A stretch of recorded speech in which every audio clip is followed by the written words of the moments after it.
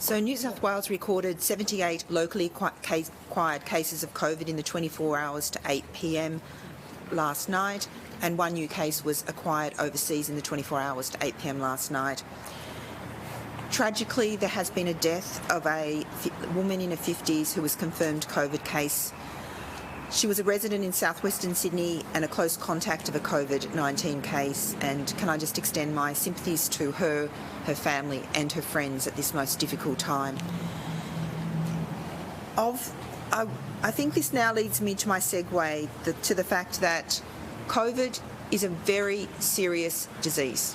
We are seeing more hospitalisations, more admissions to ICU, more people on ventilators.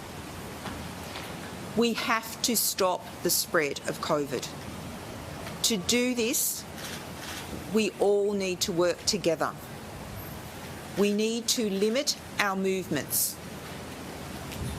We need to consider whenever we leave our house that anyone with us, anyone we come into contact with, could convey the virus.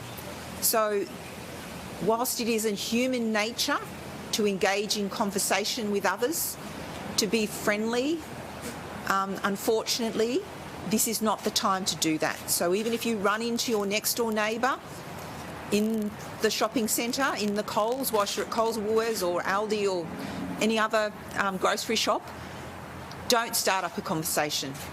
Now is the time for minimising your interactions with others. Even if you've got a mask, do not think that affords total protection. We want to be absolutely sure that as we go about our daily lives, we do not come into contact with anyone else that would pose a risk. Obviously, there are essential work. There is work, and I shouldn't use that term essential.